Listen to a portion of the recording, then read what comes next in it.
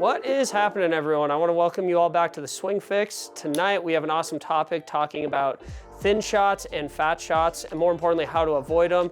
Because I know a lot of you guys understand there's a middle of the club face, but let's be honest, I've taught a lot of you. I know you don't know how to hit it. So we're going to talk about a few sequences on how to get there more effectively, but also what the main causes is to why we are doing that. Because I know a lot of us, when we start understanding the root cause of the issue, it's a lot easier for us to find the solution and then more importantly, work through it.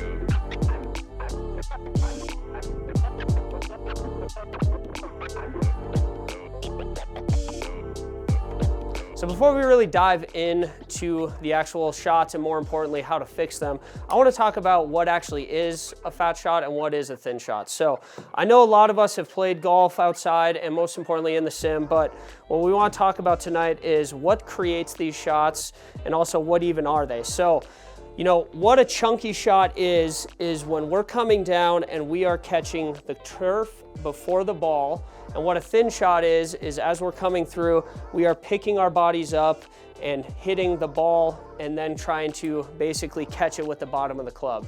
What creates these obviously tends to do with a lot more with balance, weight shift, and stuff like that. And so what I see time and time again with people is trying to hit the ball after we've loaded onto this right side, but most importantly, their lack of understanding of how to shift. And so one of the sequences we're going to work through tonight is how to really work through a weight shift, but this is one of those major effects of what creates that chunky shot or what gets us stuck into pulling our body up and creating that thin shot. The other thing that I tend to see is people really don't understand what low point is or how to really control it. And so just like us getting stuck on the right side can create this shot, the other thing that can happen is us getting way too far forward can also mess with how our low point is coming into the ball, which in turn can create either someone that's a good player, when they get too far forward, they will hold the angle and catch it thin, or someone that's newer to golf, what they will do is they will feel themselves out of position and then they will do what's called casting, which will create a lot of times chunking.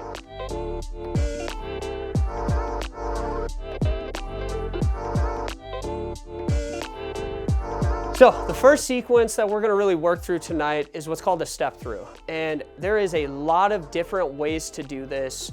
I would say the one that TPI does is probably one of my favorites because it hits two topics that I see a lot of my students struggle with, which first part is understanding the weight shift, but the second part is actually understanding how to dissociate the hips. And I know that word seems crazy, seems like a very foreign word to most of us because this is one of the few sports in the world where we have to actually have motion going the opposite way to create what's called lag, right?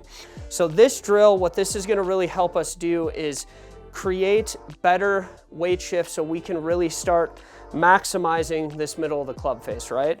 And so a simple little sequence, I'm gonna run us through a couple of different step throughs. The first one is this one right here, and how we're gonna start is we're gonna start with our feet together, and what I always try to do is try to have about a club head width between us to where the ball would start.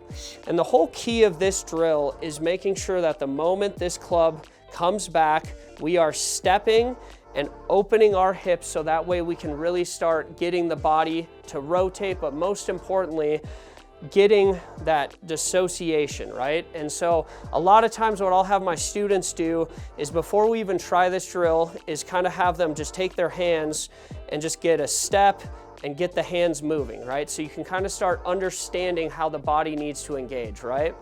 The other thing that I like a lot of people to do is when we're doing this drill to try to get their body to kind of step back and away. And why we want to do that, I know if you've had a lesson with myself or Alex, you've probably seen in your swing early extension, right? So this drill can really hit a lot of things at once. It can master our weight shift, it can get our connection in the body, it can really start working the dissociation, but most importantly, it really starts getting us into the middle of the club face, okay? So once again, we're gonna get set up. We're gonna have about a club head width away. Try to get your nice spacing. And like I said, the moment this club reaches our feet, we should be stepping forward and away. And what you're gonna find is when you do this correctly, not only are we gonna catch the middle of the club face, but we're gonna start hitting the ball really far, because obviously we are able to really create a lot of momentum into the golf swing.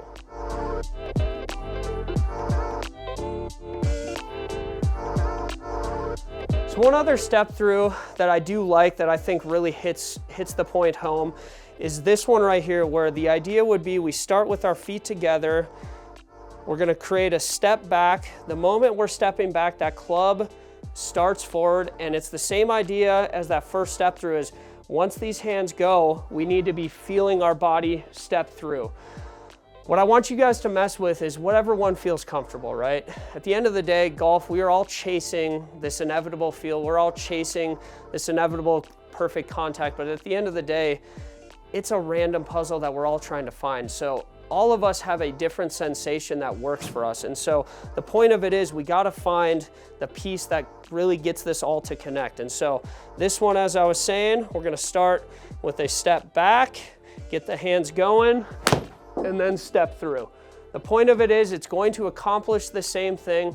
I just want you guys to play with whatever one that gets us to create that feel of feeling that body shifting, so we can really start getting an understanding of where low point is, so we stop catching shots thin and or chunky.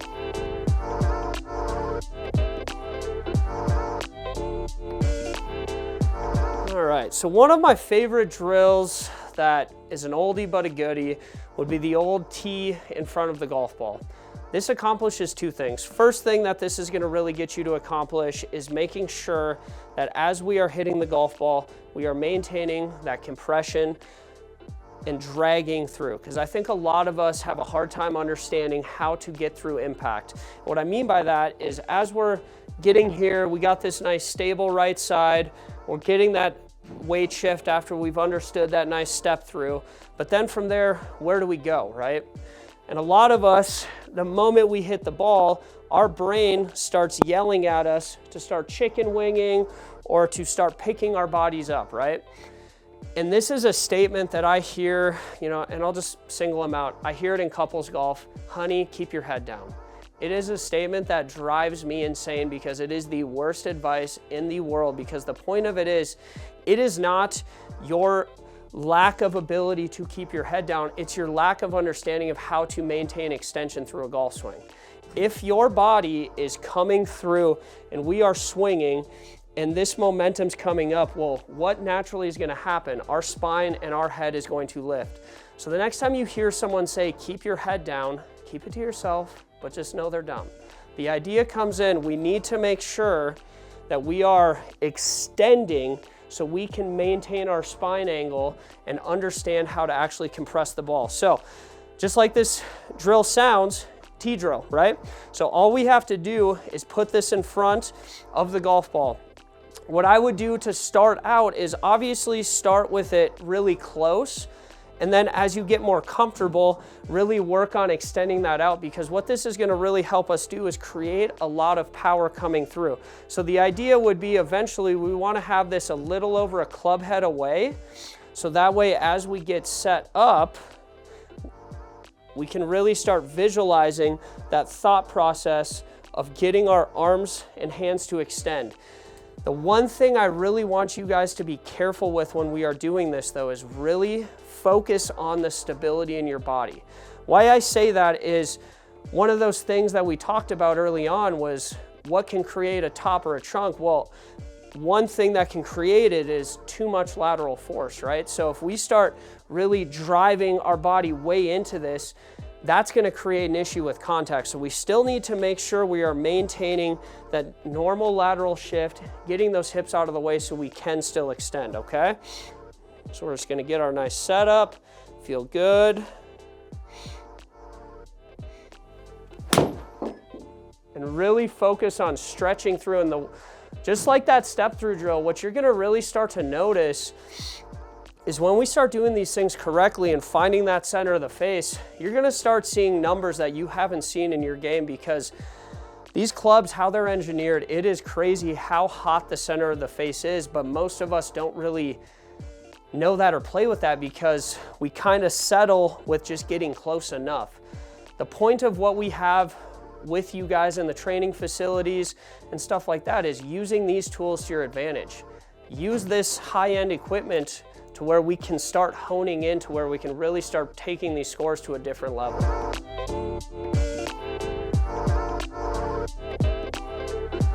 So the last drill and sequence that we really want to work through is one of my favorite drills. It really gives you a lot of different feels, but most importantly, if you mess up, you know right away. And I think when we're really working on contact, we need that immediate feedback. So you're obviously seeing a lot of different objects. It's borderline, we're getting close to tin cup. Don't worry, we're not, okay? The idea is though, when we're doing this type of stuff, we need to understand what our body is doing. And so what Alex and I see a lot in lessons is when people start getting that idea of dissociation, what ends up happening is their hips go one way and then their shoulders start going the other way, which what does that create? Well, that creates a lot of chunking. And even if they do make contact, what they tend to do is they start pulling up. And so the idea is this drill really gives us two different things to accomplish. The first thing is we're gonna have a stick right next to our hip, so that way if we start sliding too much or we get this left shoulder too steep, we're gonna hit it and more importantly, be out of position. The other one is having a towel or, say you're at our bays, grab a piece of tape from us and have it just behind the golf ball so that way when we're hitting, if we are casting and or chunking and or staying back, you will hit that towel and you'll know whether or not you compressed it. So, like I said, a simple little sequence here. We're gonna get ourselves set up. We want this right next to us. And what I always tell everyone, when we're doing something first, do the feel first, make sure, because the point of it is we still wanna maximize as much as we can to that left side before we start falling off kilter, okay? So the idea is get ourselves set, feel good, and let it fly. And the whole goal here is to make sure we miss that towel, make sure we're not bulldozing into this, but also, like I said, make sure that when we're making contact, we're really focusing on finding that center of the face. So if you're a player that's seeing a lot of inconsistency with thins and chunks, I want to challenge you guys to this practice plan. I want you to spend 3 minutes on the step drill, 3 minutes on the T drill, and most importantly, 3 minutes on that towel drill with that barrier in front of you. You will be amazed week by week at how much cleaner your contact gets. And most importantly, I want to thank you guys all for tuning into the Swing Fix. We will see you guys next month.